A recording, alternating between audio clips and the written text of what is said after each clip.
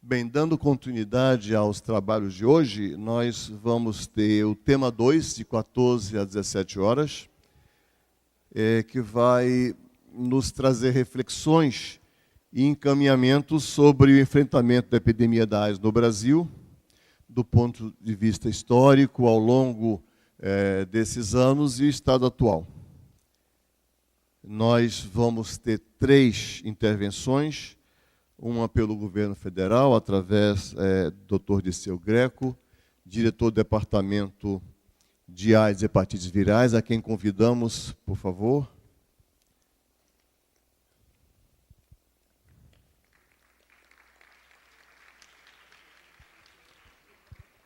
Em representação do governo estadual, Luiz Antônio Silva, diretor da Vigilância Epidemiológica do Estado de Santa Catarina. Por favor, Luiz Antônio.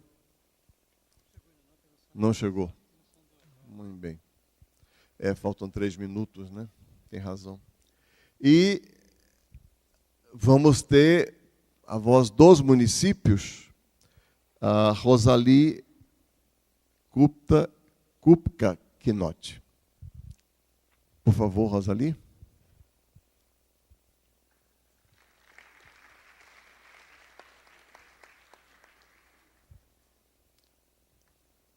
São quantos minutos para cada um? 20? 3 horas é muito tempo, né? 30 minutos cada um tem.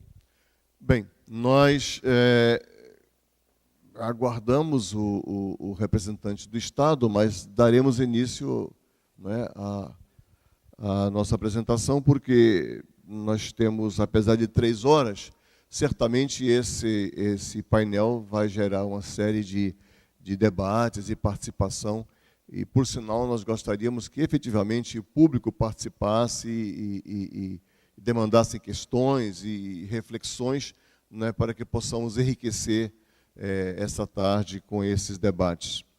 Bem, cada palestrante tem aproximadamente entre 25 e 30 minutos para a apresentação, e, ao final das apresentações, nós vamos abrir para debate e discussão. Bem, como primeiro palestrante, nós temos o Dr. Disseu Greco, diretor do Departamento de AIDS e Hepatites Virais. Por favor, Disseu, a palavra. Bom, boa tarde a todas e todos, Rosali, Pedro, Luiz Antônio.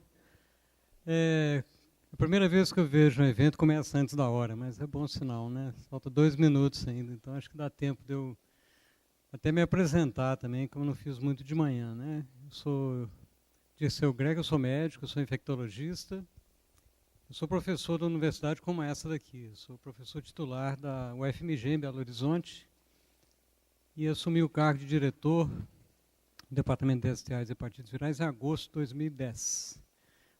Meu adjunto está aqui, Eduardo está sentado, todo mundo conhece, mas Eduardo vai ficar de pé só para você mostrar que nós somos 2. Não, olha para lá.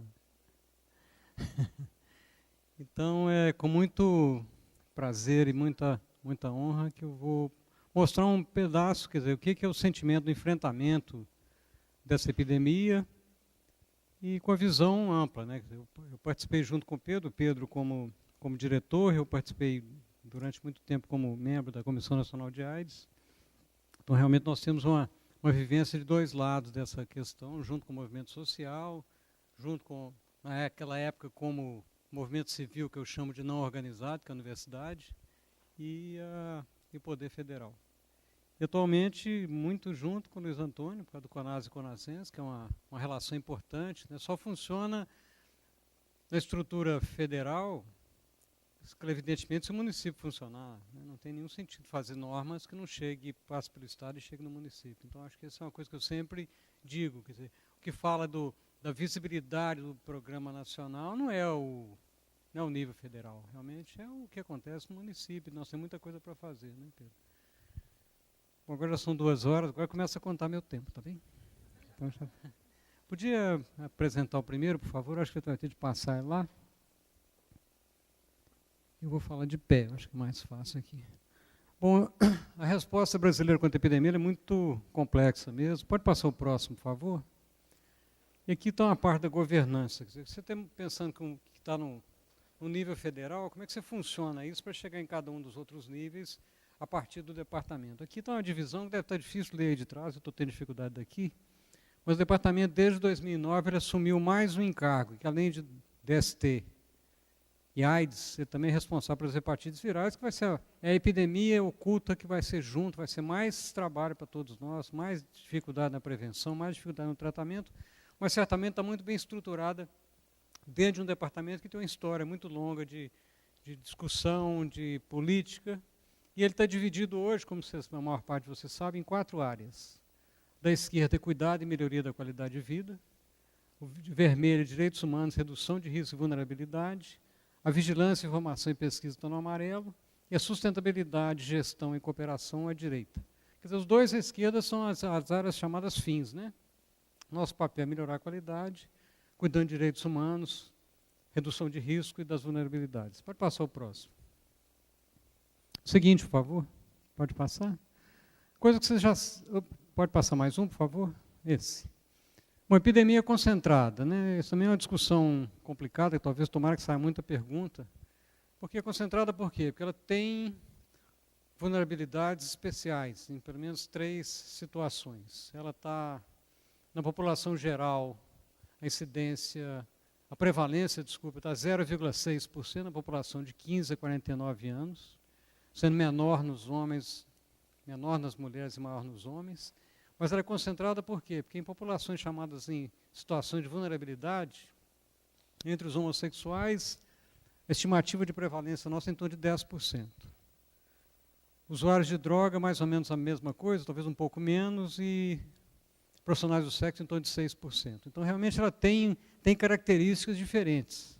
Mas, pensando num país continental como o nosso, é impossível fazer uma focalização sem esquecer do geral.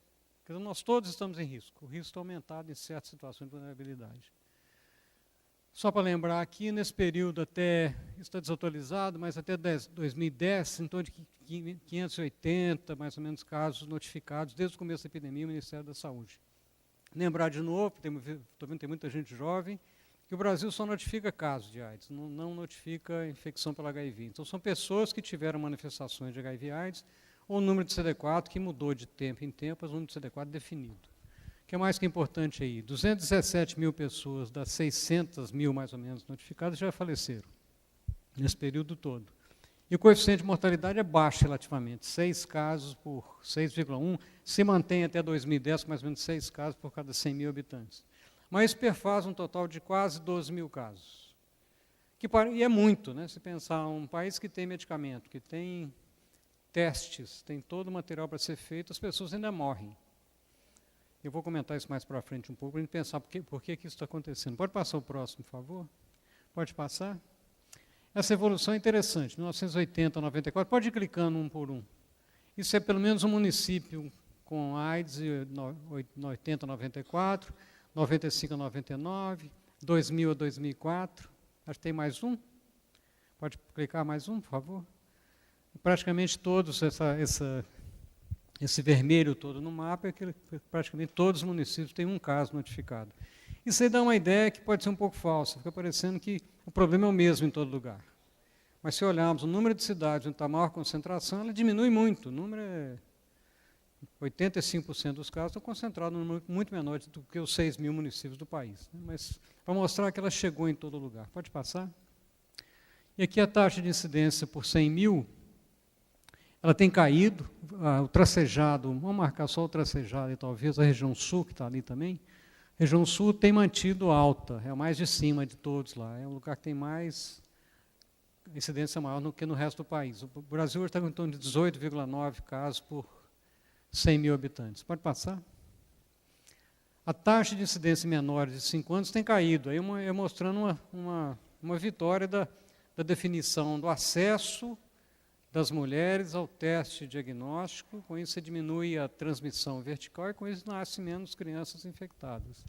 Ali está mais ou menos hoje em torno de 4 por mil, se não me falha a memória, mas é mais ou menos isso mesmo, 4 por 100 mil, que é baixo considerado o mundo inteiro, mas um dos nossos objetivos é chegar em 2015 com menos de 1.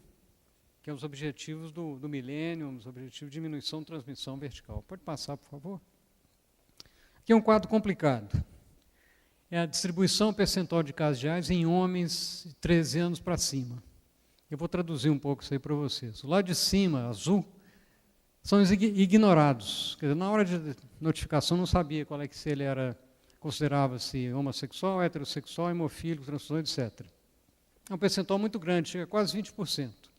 Não sabemos esses 20% quem que são, então acaba atrapalhando a análise do resto. O que chama atenção, aparentemente, nesse quadro, é a aparente diminuição, que é o mais de baixo, que é homens que fazem sexo com homens, gays. E aumento heterossexual naquele amarelo. Esse quadro é complexo porque, se você olhar isso aí, fica parecendo mesmo que o grande problema agora do país é a transmissão heterossexual. Que não é verdade, porque esse diapositivo não tem um denominador. Quer dizer, o número de homossexuais é muito menor, o número total. Então, aquele percentual ali significa muito mais para a população homossexual. Enquanto a população heterossexual é muito maior, aquele número se representa menos. Quer dizer, continua mostrando a vulnerabilidade da população homossexual. Pode passar, por favor. O coeficiente de mortalidade, eu tinha comentado, ele é baixo. O Brasil está em tracejado preto, é em torno de 6 por 100 mil. Pode passar? Vou passar mais rápido isso.